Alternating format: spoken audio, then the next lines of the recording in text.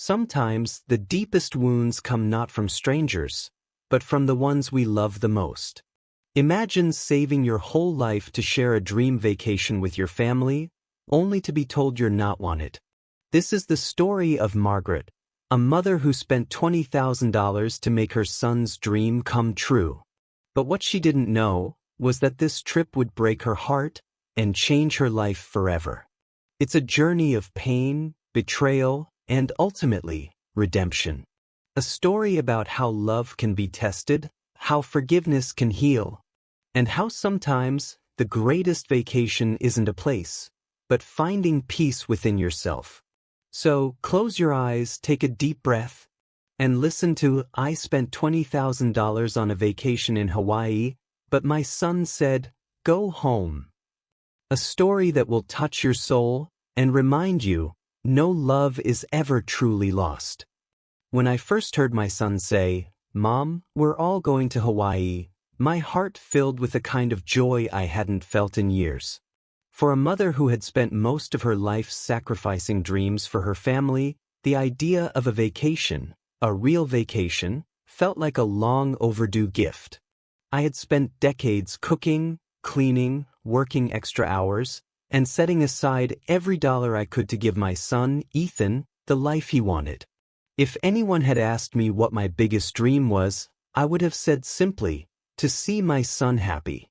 So when he told me he was taking the family to Hawaii, it felt like everything had finally come full circle. He had a good job now, a loving wife, 2 beautiful children. I was proud of him in every way. And as he spoke, his words painted pictures in my mind: white sandy beaches, ocean waves, laughter, and family dinners under the golden sunset. Mom, he said, you've done so much for us. You deserve this. Don't worry about anything. Just pack your bags. Those words echoed in my mind for days. You deserve this. For years, I had dreamed of seeing Hawaii.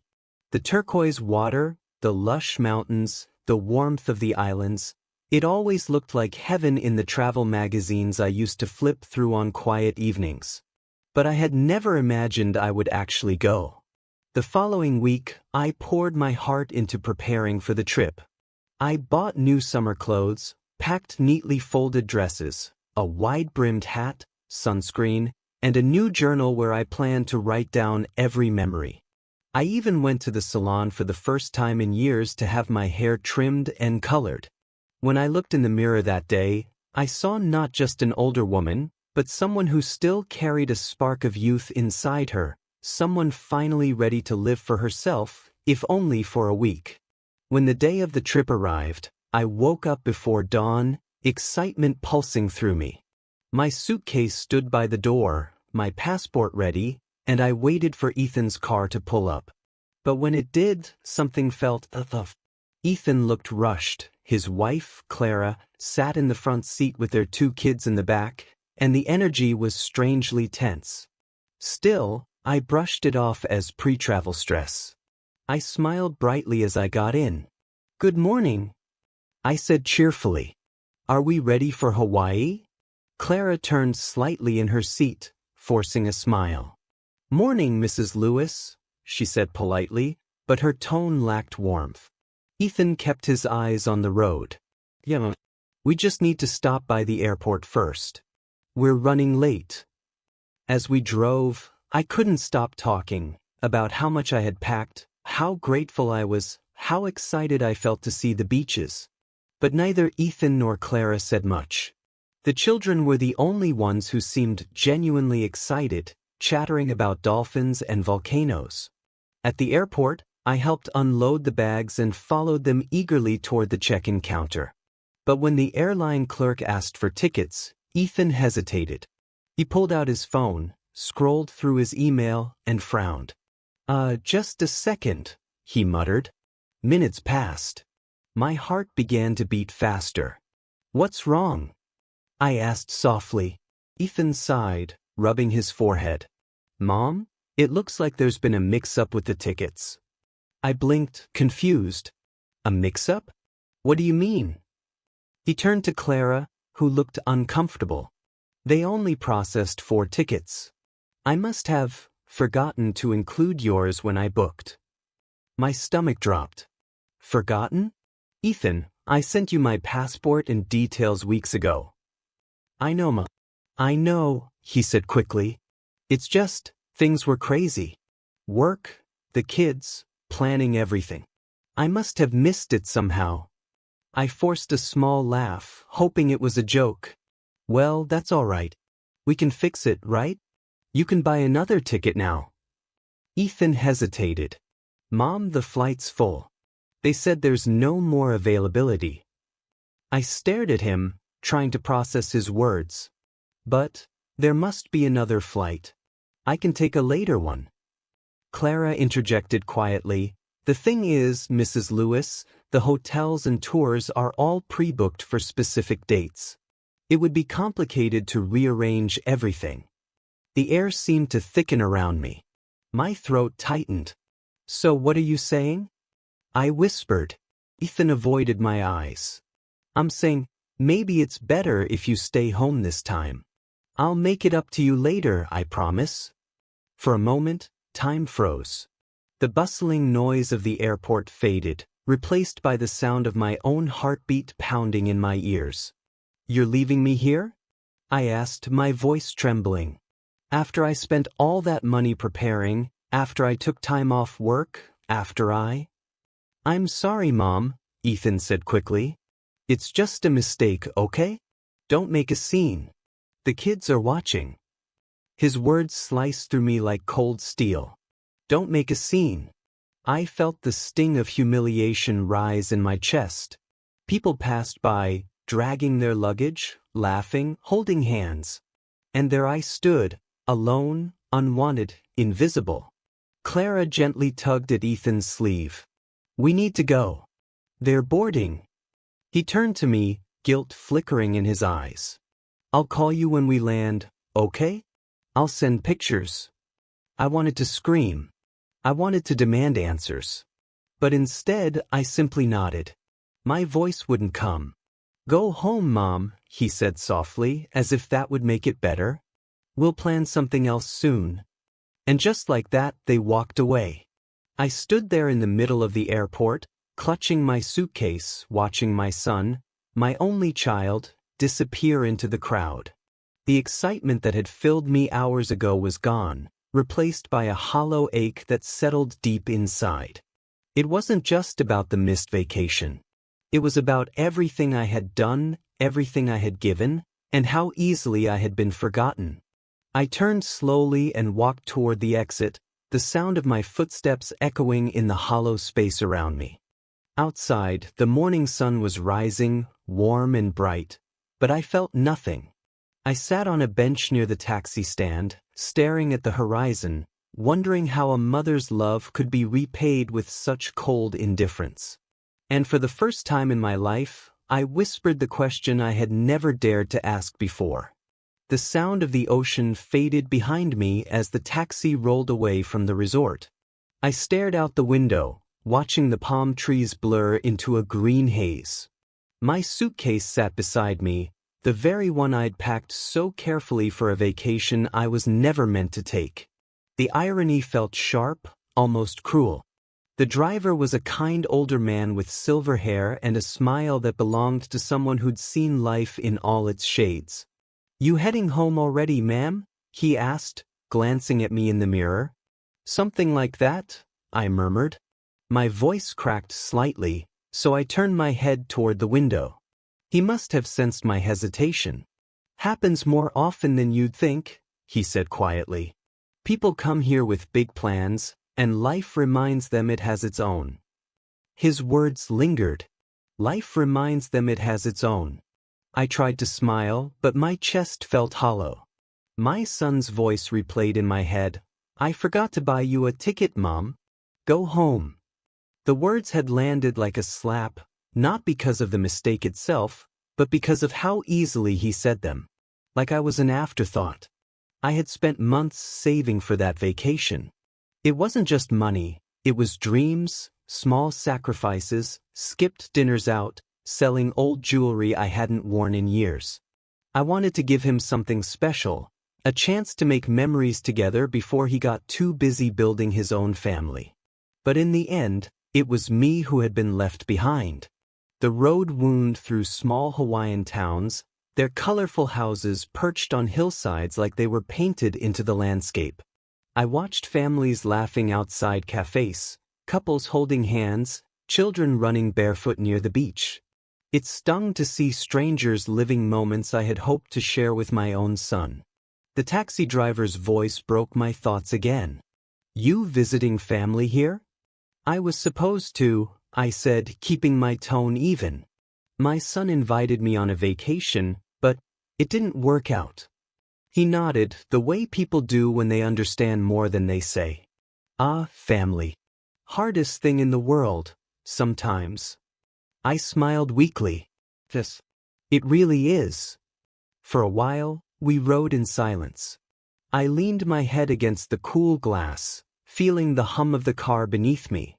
My reflection stared back, tired eyes, faint wrinkles, a woman who had loved too deeply and expected too little in return. When we reached the airport, the driver helped me with my bag. "You'll be okay," he said gently, handing me the handle. Sometimes being left behind means you were never meant to go that way in the first place. His kindness caught me off guard. "Thank you," I said softly. "That means more than you know."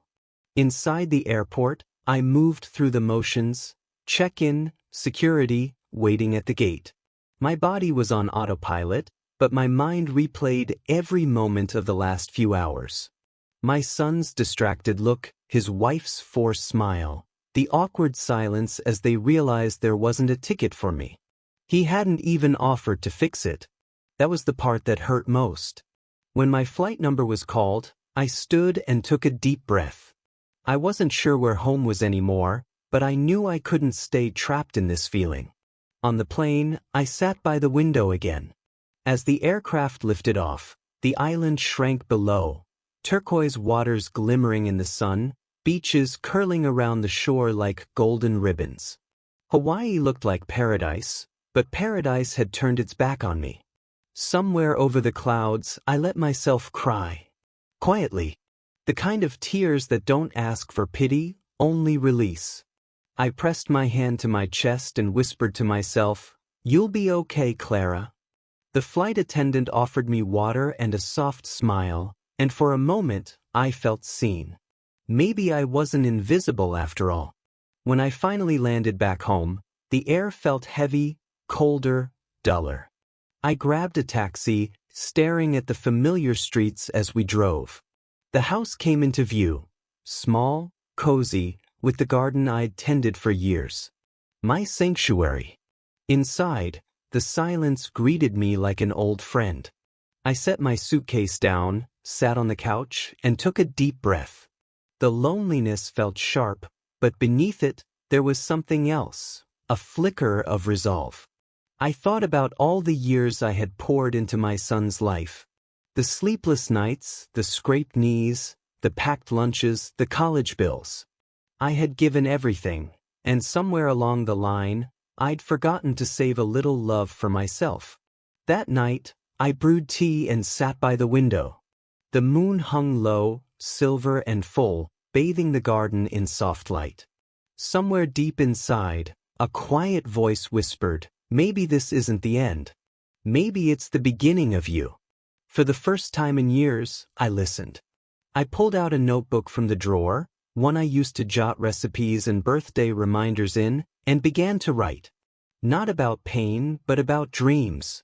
Little ones, like visiting new places, taking painting classes, maybe even starting a blog. Each word I wrote felt like reclaiming a piece of myself. And as the night deepened, I smiled. I had spent $20,000 trying to make memories with someone who didn't see my worth, but maybe now, I'd spend my time and heart on someone who truly did. Myself. The house was quieter than I remembered. Not the peaceful kind of quiet that soothes you after a long day, but the kind that echoes. The kind that makes every creak of the floorboards and every ticking clock sound louder than it should. I placed my keys on the kitchen counter and stood still for a moment, listening. the hum of the refrigerator, the faint rustle of wind against the window pane. That was all. For years, this house had been alive with noise, my son's laughter as a child, the soft murmur of the TV, the clatter of dishes during dinners we used to share. Now it was just me. I filled the kettle and set it on the stove, the sound of boiling water filling the emptiness. My body still felt heavy from the flight, but it wasn't the travel that tired me, it was everything else. When the tea was ready, I took it to the living room and sat by the window. Outside, the world looked the same. The neighbor's lights, the dog barking next door, the street lamp flickering at the corner. But something inside me had changed. I couldn't yet name it, but it was there. A quiet ache mixed with a strange kind of awakening. I looked at my phone. No new messages. No missed calls. I wasn't sure what I expected. Maybe an apology? Or even just a, "Did you get home safely?" But there was nothing. So I turned the phone face down and told myself it was fine. Maybe this was how life worked. People moved on, and sometimes they forgot the ones who helped them get there. The next morning, I woke up early. The habit of years, making breakfast, tidying up, waiting for someone to need me, was hard to break. I stood in the kitchen, looking at 2 empty plates before realizing I didn't need both anymore. Just one. I smiled softly. "One is enough," I whispered, cracking an egg into the pan. The first few days passed slowly. I cleaned the house, reorganized drawers, watered plants, and tried to fill the silence with music. But even my favorite songs felt distant, like they belonged to another version of me. On the 3rd night, I found myself sitting on the couch, staring at old photo albums. There was one picture, me holding my son at the beach, both of us laughing as the waves crashed around us. He couldn't have been more than 6. His arms were around my neck, his smile pure and bright. I traced my finger over that photo and felt tears sting my eyes. When had we drifted so far apart? How had that sweet little boy grown into a man who could look at me and say, "Go home," without a flicker of guilt? I didn't have the answers. But I knew one thing. I couldn't keep living in that pain. The next morning, I made a list. Simple things, but they mattered. Take a walk every morning. Visit the library again. Learn something new. Call an old friend. That list became my promise to myself. By the end of the week, I had kept most of it. I walked to the park every morning, feeling the air on my face, watching the sunlight stream through the trees. I hadn't noticed how beautiful my town could be when I wasn't rushing or worrying. At the library, I picked up books I never would have chosen before. Travel memoirs, poetry, even a beginner's guide to watercolor painting. I didn't know if I'd be good at it, but I didn't care. For once, I was doing something just for me. Then, on Sunday evening as I was preparing dinner, my phone buzzed. The screen lit up with a name that made my heart stutter. Ethan. My son. I hesitated before answering. My fingers trembled slightly as I swiped to pick up the call. "Mom." His voice was quiet, uncertain. "Yes," I said softly. "I'm here." There was a pause. I could hear distant chatter, maybe a restaurant or a street. Then he sighed. "I just wanted to check if you got home okay." The words were simple, but they cracked something open inside me. "I did," I said, keeping my tone even. "Thank you for asking." He didn't respond right away. "Listen," he began finally, "about the trip, I know it was a mess. I really messed up. Things have been crazy and He trailed off. I could tell he was struggling to say what he really meant. "It's okay," I interrupted gently. "You don't have to explain." "No, Mom, I do." His voice firmed. "I should have double-checked. It wasn't fair to you." I wasn't thinking. For a moment, I wanted to believe him. I wanted to take the apology and let it wash everything clean. But something inside me whispered, "Don't rush forgiveness." I appreciate you calling, I said quietly.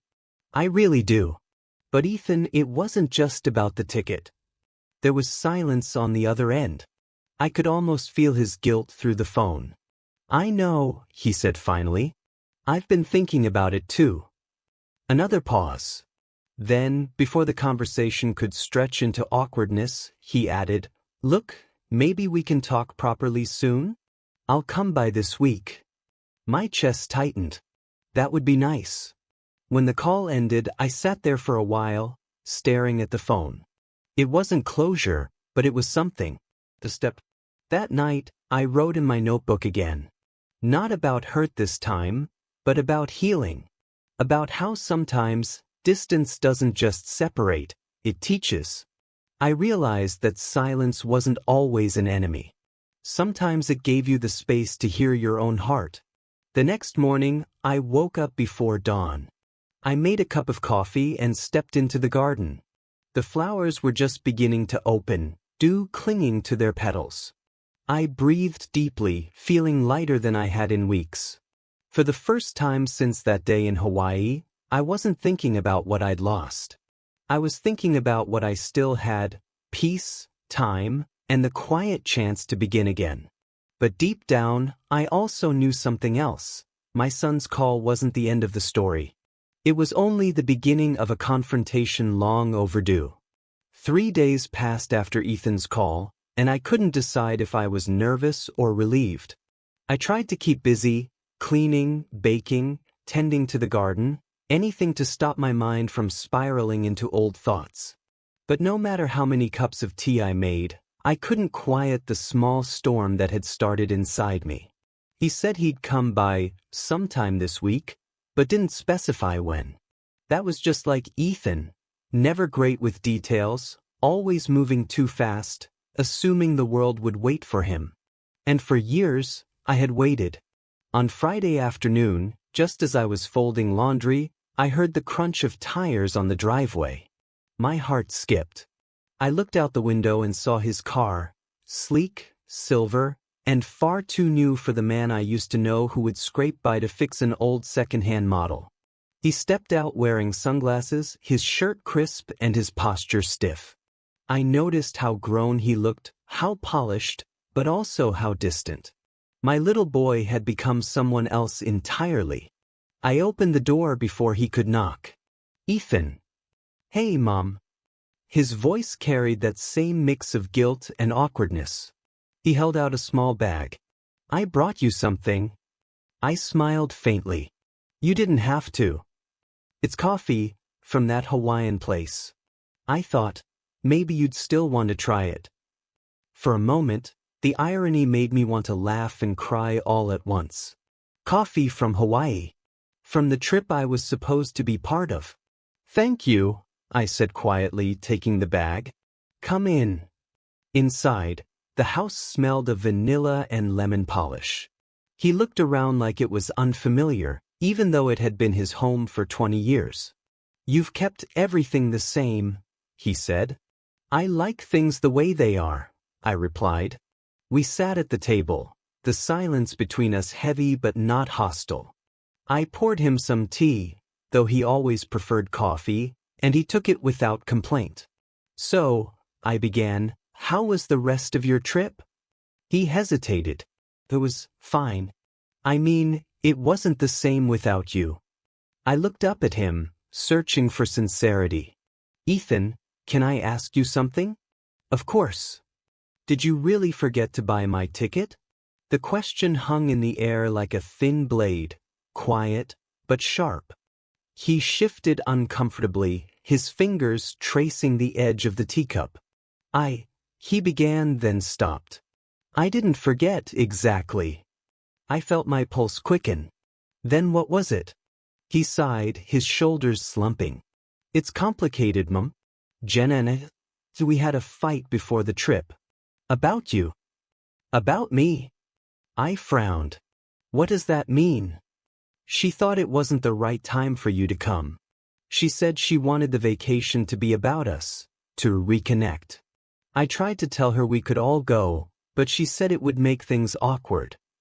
I blinked, processing. So she didn't want me there? His silence was answer enough. Then why invite me at all? My voice trembled, not with anger this time, but exhaustion. Because I wanted to, he said quickly. I thought I could make it work. I told her I'd handle it, that I'd book your ticket myself. But when she found out, she was furious. We argued again. She said if I insisted, she'd cancel the whole trip. He ran a hand through his hair.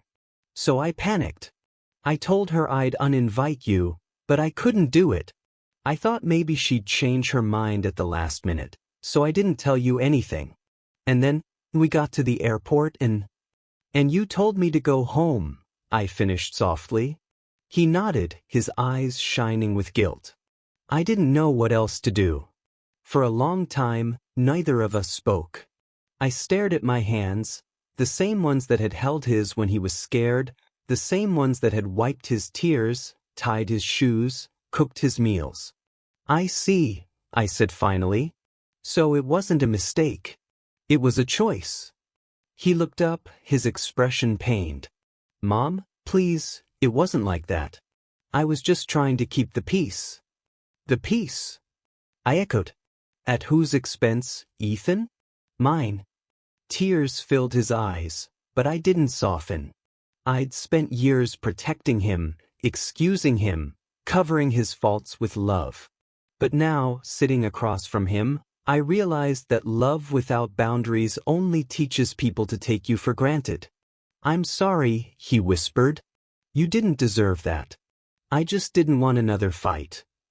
I understand, I said quietly. You didn't want conflict with your wife, so you sacrificed your mother's dignity instead. He flinched. That's not fair. Isn't it? I asked. The silence stretched again. Then, softer, I added, Ethan, I don't hate you. I could never hate you. But you need to understand, what you did broke something in me. Not just my heart, but my trust.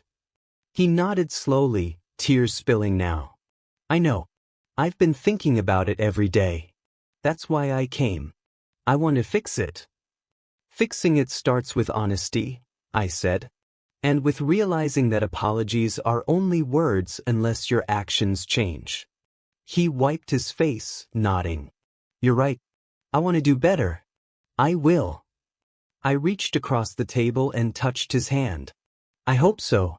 Because I want to have a relationship with you, Ethan, but not one where I disappear to make others comfortable. He squeezed my hand gently, the way he used to as a boy. I understand, Mom. I really do. We sat there for a while, not saying much. The air between us had shifted, not entirely healed, but lighter somehow. For the first time, I saw a glimmer of the boy I once knew, hiding behind the guilt of the man he'd become. Before he left, he hugged me tightly. I'll call you tomorrow, he said. Maybe we can have dinner this weekend? That sounds nice, I replied. After he drove away, I stood at the window for a long time, watching the taillights disappear. The house felt quiet again, but it wasn't the same silence as before. This time, it felt like peace, fragile but real. As the evening light faded, I sat on the porch with a cup of tea, letting the soft breeze brush my face. I thought about forgiveness, how it wasn't a single act, but a slow process of letting go, one breath at a time. And deep down, I knew this wasn't the end of our story. Healing takes time. But maybe, just maybe, we were finally on the right path. A week passed after Ethan's visit, and for the first time in a long while, my mornings felt calm.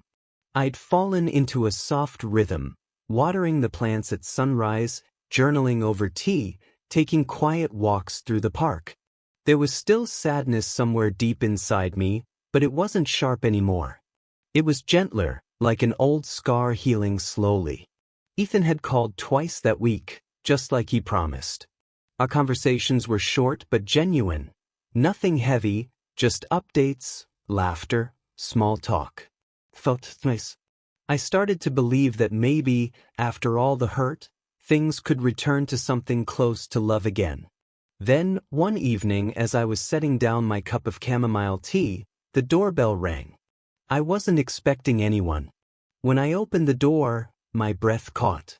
Standing there was her, Tana, my son's wife.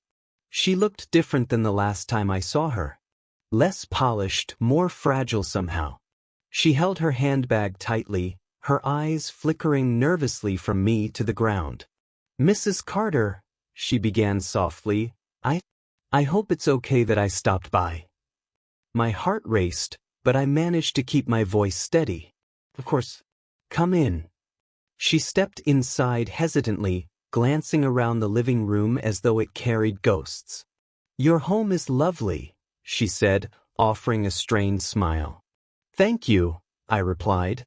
"Can I get you some tea?" "Yes, please," she said quietly. As I filled the kettle, my hands trembled slightly.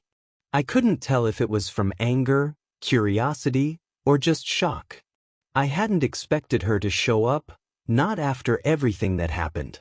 When we sat at the table, she stared at her cup for a long moment before finally speaking.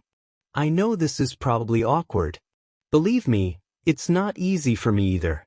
But I needed to talk to you." I nodded slowly. "I'm listening." She took a deep breath. "I heard Ethan came to see you last week." "Yes, he did." "I asked him to," she admitted. "I told him he needed to face what happened. But I didn't think he'd tell you everything." Her words were sharp, but her tone wasn't. It was filled with something heavier, guilt. I stayed quiet, letting her speak. "I was angry," she continued. "Not at you, but at him. We'd been arguing for months. He was working too much, always distracted, and when he said he wanted to invite you on the trip, I felt like I was losing him." She looked up, her eyes glistening. "It sounds childish, I know. But I wanted his attention. I thought if it was just us, we could fix things. I didn't realize what I was asking him to sacrifice." I folded my hands in my lap. "You asked him to choose," I said softly. She nodded, her face twisting with regret. "I did. And I made him choose wrong." Silence stretched between us. The sound of the clock ticking filled the air. "I don't hate you, Jenna," I said finally. "But you hurt me deeply. I spent months saving for that trip, dreaming about it. I wanted time with my son, not to take him from you, but to share something together. When you told me to go home, it wasn't just disappointing. It broke something inside me." Her voice cracked. "I know. And I'm so sorry. I've thought about it every day since." When Ethan came home that night, he was devastated. I saw the look on his face, and I knew I'd gone too far. But by then, the damage was done. She wiped her eyes, her composure crumbling. "I've been too proud to say this before, but you didn't deserve that. Neither of you did." The sincerity in her voice surprised me. I'd expected excuses or defensiveness, but instead, I found a woman who was hurting too, just in a different way. I took a deep breath. "Jenna, relationships are messy. I understand jealousy, I understand wanting time alone. But what matters is what we do after the mistake. You've come here, that means something." She looked at me with watery eyes. "I didn't come for forgiveness. I came because I needed you to know that I see you now. I see the mother who raised him, who gave him everything. And I see how selfish I was to take that bond for granted." For a moment, the air felt heavy with shared grief, two women who loved the same man in different ways, both wounded by the same act. I reached across the table and gently touched her hand. "Forgiveness doesn't erase what happened," I said softly, "but it can stop the pain from spreading." Her lips trembled into a small, grateful smile. "I'd like that." We sat quietly for a while, sipping our tea. The sun dipped lower outside, casting long, golden shadows across the room. After a moment, she said, "Ethan told me he's been calling you. He said you've been talking more." "Yes," I replied. "That's been nice." She nodded. He's different lately. Calmer. More thoughtful. I think seeing you again reminded him of who he used to be. Her words warmed me. He was a good boy, I said softly. He still is, somewhere beneath all the noise of life. Jenna smiled faintly. He gets that from you. We both laughed, a little awkwardly but sincerely. As she stood to leave, she hesitated at the door. Mrs. Carter, she said quietly, Ethan and I are planning another trip in a few months. This time I want you there, truly. No hidden motives, no awkwardness. Just family. My chest tightened. Part of me wanted to say yes immediately, but another part held back. I'll think about it, I said. That's all I ask, she replied gently. Thank you for listening. When she left, I stood by the door for a long time, staring at the empty driveway. The house was silent again, but this time it wasn't heavy. Something had shifted.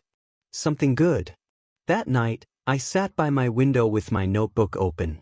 I wrote about forgiveness, how it doesn't always come wrapped in apologies, and how sometimes it shows up on your doorstep looking as broken as you feel. And for the first time since Hawaii, I felt peace. Real peace. The morning sun poured softly through the lace curtains, painting golden streaks across the walls. Margaret stood by the window, her tea untouched on the sill. Her eyes followed the gentle sway of the trees outside, but her mind was far away, trapped between the ache of betrayal and the faint pulse of forgiveness that kept trying to bloom inside her heart. It had been weeks since Daniel's visit. Weeks since his tearful apology. He called every few days now, sometimes just to ask how she was doing, sometimes to talk about little things, the weather, his work, or how Emily was adjusting after their return from Hawaii. But every conversation felt like walking a tightrope, fragile, careful, unsure which way it might tilt. Margaret couldn't deny that part of her wanted to forgive him completely, to hold her son again without the weight of anger pressing between them. But another part of her, the part that had waited at the airport, suitcase in hand, heart shattered, whispered, "Don't let him break you again." That morning her phone buzzed on the counter. Daniel's name flashed across the screen. She hesitated, then answered. "Hello. Mom." His voice came gently. "I was hoping you'd pick up." "I almost didn't," she admitted quietly. He sighed. "I know I've got no right to ask for anything, but could we talk? In person this time? There's something I want to show you." Her fingers tightened around the phone. "Daniel, I don't think I'm ready for." "Please, Mom," he interrupted. "It's important. I promise it's not about the trip. It's about us." There was something in his voice, a tremor, maybe hope, that made her pause. After a long silence, she said, "All right. Tomorrow then." When she hung up, her chest felt heavy but strangely lighter at the same time. Crossroads, she thought. That's what this was. A moment that could lead to healing or another heartbreak. The next afternoon, Daniel arrived right on time. He looked nervous, holding a small cardboard box under his arm. "Hi, Mom," he said softly. "Hi," she replied, her tone neutral but not cold. "Come in." He followed her into the living room, sitting on the edge of the couch like a guest instead of her son. For a moment, neither spoke. The air between them was thick with unspoken words. Finally, Daniel placed the box on the coffee table and opened it. Inside were old photographs, yellowed letters, and a few childhood drawings. "I found these while cleaning the attic," he said. "Do you remember?" Margaret's breath caught as she lifted one of the photos. Daniel as a little boy, holding her hand at the beach, both of them laughing. "I remember," she said softly. "I forgot what it felt like," Daniel continued, his voice shaking. "You were always there for me, Mom. Every school project, every birthday, every heartbreak. And when Dad left, you didn't fall apart. You made sure I didn't either. I think somewhere along the way, I stopped appreciating that." Margaret set the photo down carefully. You didn't just stop appreciating it, Daniel. You threw it away. He nodded, shame in his eyes. You're right. That day at the airport, I'll never forgive myself. But Mom, I've been seeing a therapist since we got back. She helped me realize how much I've been taking people for granted. Especially you. Margaret's heart stirred at his words. Therapy? She repeated, almost surprised. Yes, he said. I didn't want to face myself, but Emily made me. She said she can't watch me hurt the person who made me who I am. Her throat tightened. Emily said that? He smiled faintly. She's been feeling guilty too. She wanted me to tell you that she's sorry, truly sorry. Margaret sat back, letting it sink in. This was not the same son who had left her behind at the airport. This was a man trying to rebuild something fragile and real. Still, she needed to say what was in her heart. Daniel, she said, looking him in the eyes, I don't hate you. But you broke something in me. Trust doesn't heal overnight. It takes time. I know, he whispered, and I'll give you all the time you need. But Mom, I'd like to start by doing something right this time. He reached into the box again and pulled out 2 envelopes. These are plane tickets, he said. One for you, one for me. Not Hawaii. Somewhere different, somewhere quiet. I thought maybe we could take a trip together, just the 2 of us. You don't have to say yes now, but... Margaret stared at the tickets, then at him. Why? Because I want to make new memories with you. Ones that don't end at an airport gate. Her eyes filled with tears. She hadn't cried in front of him since that day, but this time the tears weren't from pain. They were from a fragile, flickering hope. She took a deep breath. Let me think about it. Daniel nodded. That's all I ask. That night, Margaret sat alone with the box of memories spread across the table. The room was quiet except for the ticking of the old wall clock. She looked at the plane tickets again, her mind swirling.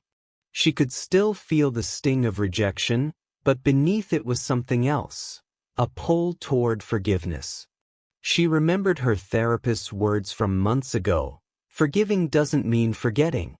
It means choosing peace over pain. And maybe, she thought, peace was what she needed most. She closed her eyes and whispered, maybe it's time. The next morning, she called Daniel. Son, she said, her voice steady but warm, about that trip. He held his breath. Yes. I'll come, she said simply. But this time, I buy my own ticket. And you let me choose where we go. There was a stunned silence, and then a sound Margaret hadn't heard in years, her son laughing, genuinely, like he did as a child. Deal, Mum, he said. You choose. Anywhere in the world. As they hung up, Margaret smiled. The pain was still there, faint like an old scar, but her heart felt lighter. For the first time in a long while, the road ahead didn't seem lonely. It seemed open, waiting. The sound of the waves crashing against the shore filled the quiet morning air. Margaret stood barefoot on the cool sand, watching the horizon blush with soft shades of gold and rose. A gentle breeze swept through her hair as she breathed in deeply, the scent of salt, freedom, and something new, peace. It had been 2 months since Daniel's visit, and now, they were here, together, on the coast of Maine.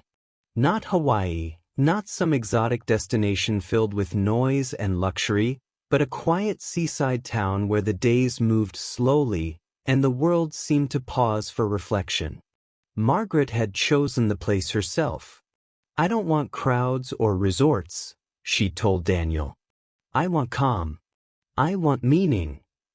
He had agreed without hesitation. Now, standing beside her, Daniel looked at his mother with a kind of quiet reverence. You were right, he said softly. This place is perfect. Margaret smiled faintly. It's peaceful, isn't it? It is, he replied, his voice thoughtful. I think I forgot what peace feels like. They walked along the shoreline, their footsteps sinking into the sand. For a while, neither spoke. It wasn't the silence of distance anymore. It was the silence of comfort. Finally, Daniel said, "Mom, can I ask you something?" "Of course." "Back then, when I told you to go home, when I said those awful words, what did you think?" Margaret's pace slowed. She looked out at the horizon, her heart tightening. "At first, I thought it was a cruel joke. Then I realized it wasn't. And when I was standing at the airport alone, I felt something inside me break." She paused, her voice trembling slightly. "I kept asking myself what I did wrong as a mother." Daniel's eyes filled with tears. "You didn't do anything wrong, Mom." "I did. I know that now," she said softly. "But back then I didn't. I went home thinking maybe I failed you. Maybe I loved you too much." He stopped walking. "You never failed me. You gave me everything. I was just too selfish to see it." Margaret turned to face him. The wind lifted her hair as she studied his face, older now, wiser, and full of regret. "You were lost, Daniel. And sometimes people hurt others when they're lost. The important thing is that you found your way back." He swallowed hard. "I want to spend the rest of my life making it up to you." She smiled gently. "You don't have to. Just live better. Love better. That's all I ever wanted for you." Later that afternoon, they sat at a small cafe overlooking the sea. The waitress brought them warm clam chowder and bread, and Daniel couldn't help but laugh. "You know," he said, "when I was a kid, you used to make soup just like this. I'd complain that it wasn't pizza." Margaret chuckled. "And I'd tell you pizza wouldn't fix your cold." He grinned. "You were always right." The laughter that followed felt easy, something they hadn't shared in years. For the first time since everything had fallen apart, Margaret felt the wall between them truly fade. After lunch, they visited a small lighthouse at the edge of the town. The climb was long, but when they reached the top, the view took Margaret's breath away. The vast expanse of the ocean stretched endlessly before them, a reminder of how small and precious life was. Daniel leaned on the railing beside her. "You know, Mom," he said, "when I left you at that airport, I thought I was doing nothing wrong. I was too focused on myself, too busy trying to impress Emily and our friends. But the truth is, I was scared. Scared of becoming you." Margaret frowned gently. "Becoming me?" He nodded. "You've always been so selfless. Always putting others first. I thought that meant weakness. I didn't want to live like that, depending on people or letting them depend on me. But now I realize that's not weakness. That's strength. The kind I didn't understand until I lost you." Her eyes softened with tears. "Oh, Daniel." She placed a hand on his. "You never lost me. You just forgot where to find me." He looked down, his voice thick. "I'll never forget again." That evening, they sat on a wooden bench by the beach as the sun dipped into the sea. The sky blazed with hues of crimson and amber, and for a moment, it felt as if the world itself was healing. Daniel handed her a small wrapped box. "I got you something," he said. Margaret raised an eyebrow. "Another ticket?" He laughed. "No. I think you'll like this one better." She unwrapped it carefully. Inside was a silver locket with two small pictures, one of Daniel as a little boy, and one recent photo of them together from that morning. On the back, engraved in delicate letters, were the words, "For the woman who taught me how to love again." Margaret pressed a hand to her mouth, tears streaming down her cheeks. "Oh, Daniel, it's beautiful." I wanted you to have something that reminds you every day that you're loved, he said quietly. That you matter. That you'll never be left behind again. For a long moment, they simply sat there, the waves whispering below them. Margaret leaned her head on his shoulder, and he held her hand, gently, protectively. I'm proud of you, son, she whispered. He smiled through his tears. I'm proud of you too, Mom. When they returned home a week later, the house no longer felt empty. It was the same small cottage, same creaking floors, same ticking clock, but now it was filled with warmth again. Laughter, conversation, and forgiveness had found their way back into the walls. Margaret placed the locket beside a framed photo on her nightstand.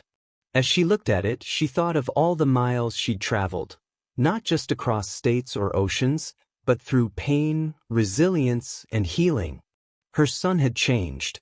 She had too. And together, they had rediscovered something far more precious than a vacation: family. She whispered softly to herself as she turned off the light, the journey forward begins here. And in the quiet of the night, with the sound of the ocean still echoing in her heart, Margaret finally slept, not with sadness, but with peace.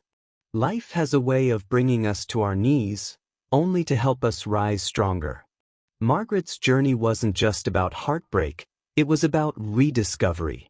She lost her son for a moment, but found herself in the process. Forgiveness isn't about forgetting what someone did to you. It's about freeing your heart from the pain they left behind. And in that freedom, we find peace, love, and a second chance. Margaret and Daniel's story reminds us that no distance, no silence, and no mistake can ever erase the bond between a mother and her child. If this story touched your heart tonight, don't forget to like, subscribe, and share it with someone who needs to hear it. Because sometimes, the right story at the right time can change the way we see love, life, and family forever.